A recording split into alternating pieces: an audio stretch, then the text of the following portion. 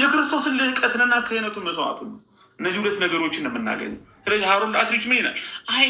ቺ ምዕራፍ ቢያንስ በእነዚህ ሁለት ምክንያቶች ልዩ ናት፣ ዲሳይሲቭ ናት፣ ዋነኛ ነገር ነው። አንዱ ክርስቶስ የላቀ የከበረ ሱፐሪየር ከሁሉ የበለጠ የእግዚአብሔር ልጅ መሆኑን የምታውጅ ቁጥር ናት እና መስዋዕታዊ እና ክህነታዊ የሆነውን ስራውን ተግባሩን አጉልታ ኃጢአት ያሰረበትን አጉልታ የምትናገር።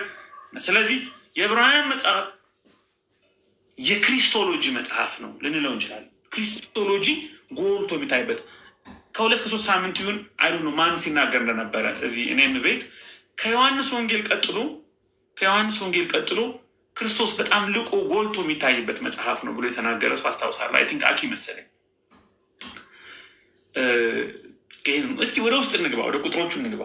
እንግዲህ የመጀመሪያው ቁጥር ከጥንት ጀምሮ እግዚአብሔር በብዙ አይነትና በብዙ ጎዳና ለአባቶቻችን በነቢያት ተናግሮ ሁሉን ወራሽ ባደረገው ደግሞ ዓለማትን በፈጠረበት በልጁ በዚህ ዘመን መጨረሻ ላይ ተናገረ። ቁጥር 1 እና 2 አልፎ አልፎ ነው። ስለዚህ እግዚአብሔር ከጥንት ጀምሮ በብዙ አይነት በብዙ ጎዳና ሲናገር ነበረ። ስለዚህ አሁን ሁለቱ በብዙ አይነትና በብዙ ጎዳና የሚለው የግሪክ ቃል ብዙ ጊዜ እንደማለት ነው። ፖሊሜሮስ ሄሜራ ማለት ጊዜ ታይም ማለት ነው። ፖሊሜሮስ ማለት ብዙ ጊዜ ማለት ነው። ብዙ ጊዜ እና ደግሞ ትሮፖስ መንገድ ጎዳና ወይም ደግሞ ፋሽን አይነተ ብዙ መልቲፋሴትድ በሆነ መልቲከለርድ በሆነ ፋሽን በተለያየ መንገድ እግዚአብሔር ለአባቶቻችን በነቢያት ተናግሮ ነበር። እግዚአብሔር የተናገረበት መንገድ ብዙ ነው። እግዚአብሔር ተናገራም ጋድ ስፒክስ የሚናገር አምላክ፣ እኛ የምናመልከው አምላክ የሚናገር አምላክ ነው። ጉዝ አይደለም። ፐርሰናል ጋድ ነው። ድምፁን የሚያሰማ ፈቃዱን የሚገልጥ ነው። አስተሬዮ የምንለው ለዛ ነው። ሬቨሌሽን አለ።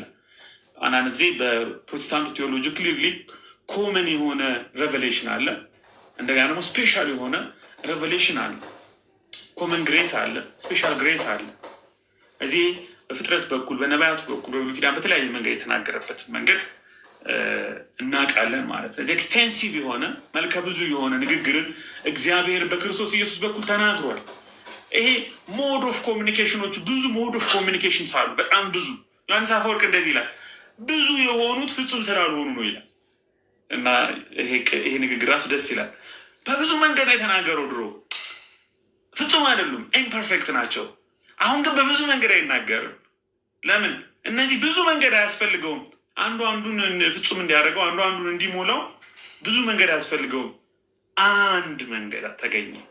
አንድ ፍጹም የሆነ ንግግር፣ ፍጹም የሆነ ኮሚኒኬሽን፣ ሞድ ኦፍ ኮሚኒኬሽን ከወርልድ ከዓለም ጋር ራሱን ኮሚኒኬት የሚያደርግበት መንገድ አግኝቷል ያለ ዮሐንስ አፈወርቅ። የዕብራውያን ሆሚሊ አንድ ላይ ታገኙታላችሁ። አክቹዋሊ ካልቪንም ይሄን ነገር ደግሞታል። በብዙ መንገድ ነው የሚለው ፍጹም ያለመሆኑ ማሳያ ነው ብሎ ቃል በቃል ካልቪንም ይሄንን ቃል ተናግሯል። ምናልባት ካልቪን ዮሐንስ አፈወርቅንም ጠቅሶ ሊሆን ይችላል፣ ያንን አስቦ ሊሆን ይችላል። ስለዚህ በብዙ መንገድ በብዙ ጎዳናዎች ላይ እና እግዚአብሔር በብዙ መንገድ ተናግሯል። ነቢያት እግዚአብሔር አፍ ነበሩ፣ በነቢያት ተናግሯል። ለዓለሙ በነቢያት ተናግሯል። እንዳሁኑ አይደሉም። አሁን ብዙ ነቢይ የሚባሉ ሰዎች፣ ነቢይነን የሚባሉ ሰዎች፣ ትንቢት እንናገራለን የሚሉ ሰዎች፣ ትንቢት እና ነቢይ አንድ አይደለም። ትንቢት የሚናገር ሁሉ ነቢይ አይደለም። ትንቢት የሚባለው ሁሉ ደግሞ ወደፊት የሚናገር ብቻ ማለትም አይደለም። ፎርቴሊንግ ብቻ ፎርዝ ቴሊንግም ትንቢት ነው።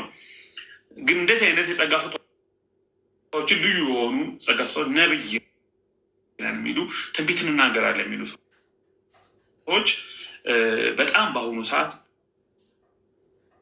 ብዙዎቹ አቢዩሲቭ መሆናቸው ያሳዝናል። አንዱ ፔንቴኮስታል ትራዲሽን ነው፣ ካሪዝማቲክ ትራዲሽን የሚያሰድቡ አገልጋዮች አሉ፣ ዛይ ፕራክቲሶች አሉ። በብሉይ ኪዳን የነበሩ ነቢያት ግን የእግዚአብሔር አፍ ነበሩ። አብዛኞቹ ምንም ስህተት ያለበት ነውር የተገኘበት የሚደርስበትን ቅጣት ታስታውሳላችሁ። እግዚአብሔር በተለያየ መንገድ ተናግሯል። በነቢያት ብቻ ሳይሆን በሆሴ ሚስት ተናግሯል። ለምሳሌ በኢሳያስ ልጆች ተናግሯል። ኢሳያስ ራቁቱን በባዶ እግሩ ተጉዟል። ሕዝቅኤል ወደ 390 ቀናት በአንድ ጎኑ ተኝቷል። ይሄ ሁሉ የእግዚአብሔር ንግግር ነው። ይሄ ሁሉ የእግዚአብሔር ድምፅ ነው። ለህዝቡ በነቢያቱ በኩል የሚናገርበት መንገድ ነው። ነቢያት አክቹዋሊ መጽሐፍ የተጻፈላቸው ስማቸው በመጽሐፍ የተጠቀሱ ነቢያት ብቻ ሳይሆኑ ደግሞ እንደ አብርሃም፣ እንደነ ማርያም፣ እንደነ ሙሴ፣ እንደነ ዲቦራ፣ እንደነ ሳሙኤል፣ እንደነ አሳፍ አይነት በርካታ ደግሞ ነቢያትም ነበሩ። ለእግዚአብሔር ቅርብ የነበሩ ሰምተው የሚያሰሙ ፈቃዱን የሚገልጡ የእግዚአብሔር ወኪል የነበሩ በእግዚአብሔር በኩል የነበሩ ለህዝቡ ድልድይ የነበሩ ከህዝቡ ወደ እግዚአብሔር ከእግዚአብሔር ወደ ህዝቡ መልእክትን የሚያስተላልፉ መንገዱ ብዙ ነው እና አንዳንዶቹ ታላላቅ መገለጦች ናቸው፣ ቴዎፋኒዎች ናቸው። ድንቃ ድንቅ ነገሮች ነበሩ። አንዳንዶቹ ደግሞ ምስኪን በዝምታው እግዚአብሔር የተናገረበት ጊዜ ስሞል ቮይስ ሳሉ ብቁ ያልነበሩ በጣም ደካማ ይመስላሉ። ግን መለኮታዊ መገለጦችን ለአባቶች እግዚአብሔር የሰጠበት መንገዶች ናቸው እና እግዚአብሔር እንደ ሩቅ እንደ ዝምተኛ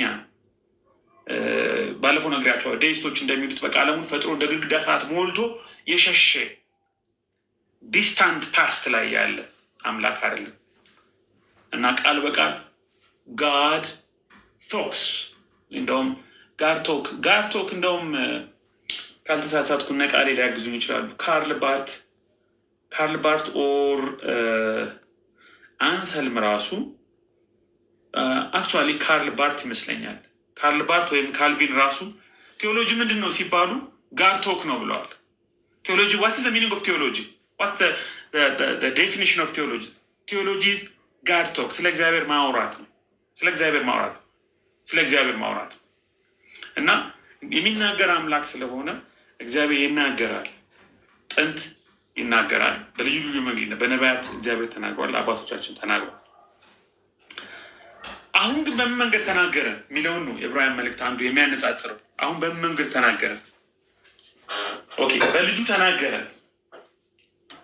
እና የመጨረሻና ፍጹም የሆነው እግዚአብሔር የተናገረበት መንገድ ልጁ ነው። ፋይናል የሆነው ሌላ አንጠብቅም። ሌላ እግዚአብሔር ከዚህ በኋላ ልክ ፕሮግረስ የሚያደርግ ሌላ የሚናገርበት መንገድ አንጠብቅም። ፍጹም የሆነ በመጨረሻ አሁን ንጽጽሩ በመጨረሻ በጥንት በዛ መልኩ ተናግሯል። አሁን ደግሞ በዚህ መልኩ ተናግሯል። ስለዚህ በልጁ ተናገረን፣ በኢየሱስ ክርስቶስ ተናገረን እና ደግሞ ከሁሉ የላቀ አምላክ ነው ወይም ደግሞ ከሁሉ በላቀ መንገድ ነው የተናገረው።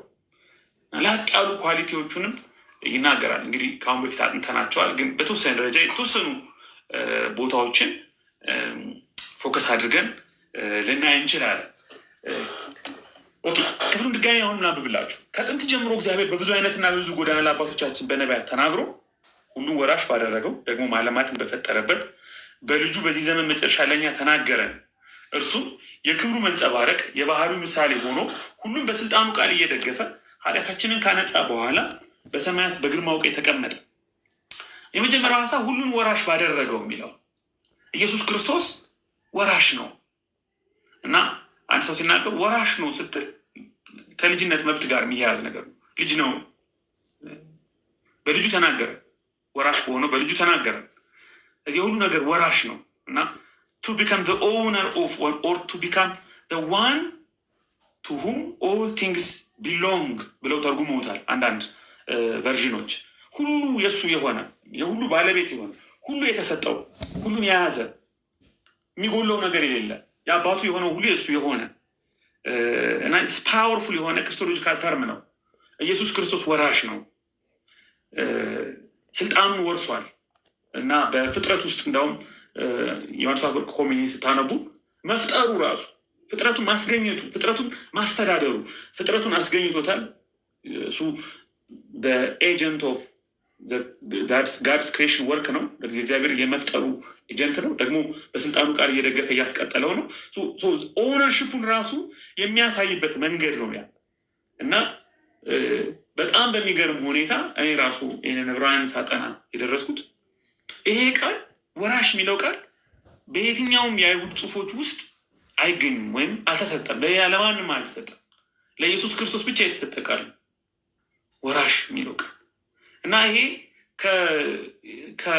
ከአምላክነቱ የባህሪ አምላክነቱ የባህሪ የእግዚአብሔር አብ የባህሪ ልጅነቱ ጋር አብሮ ሁሉ የሚመጣ ሀሳብ ተደርጎ ይቆጠራል መዝሙር 8 እናንብብ። ብዙ ሰዎች የሚጠቅሱት መዝሙር 8 ነው፣ ወይም ብዙ ሰዎች የሚያስቡት ከመዝሙር 8 ጋር ያይዘው ነው ይህንን ክፍል የሚያጠኑት። መዝሙር 8 ላይ የኢየሱስ ክርስቶስ ወራሽነት መንግስትን ወይም መንግስታትን ሮያል የሆነ ቨርስ ነው። መንግስታትን ርስት አድርጌ የምድርንም ዳርቻ ግዛት እንዲሆንህ እሰጥሃለሁ፣ ርስት አድርጌ እሰጥሃለሁ። ወራሽ እግዚአብሔር ርስት አድርጎ እንደሰጠው እና ልጁ ንግስና እንደተገባው መንግስታትን እንደሚወርስ በምድር ላይ ብቻ ሳይሆን ደግሞ በሁሉ ላይ ስልጣን ያለው ልዑል እንዳደረገው ያንን አናውንስ እንዳደረገ እግዚአብሔር ያንን ዲክሌር እንዳደረገ ያ ደግሞ ሁሉን ወራሽ ከመሆን ጋር እንደሚያያዝ ምናልባት ብዙዎቹ የሚስማሙበት ይሄ ነገር ከኢየሱስ ክርስቶስ አምላክነት ጋር በቀጥታ የሚያያዝ ነው። እንደገና ፕሪኤግዚስተንስ ኦፍ ክራይስትን ኢየሱስ ክርስቶስ ዘላለማዊ እንደሆነ ማለት የሆነ ጅማሬ እንደሌለው ብዙ ጊዜ ልጅ ስንል ልጅነት ልጅ የሆነበት ጅማሬ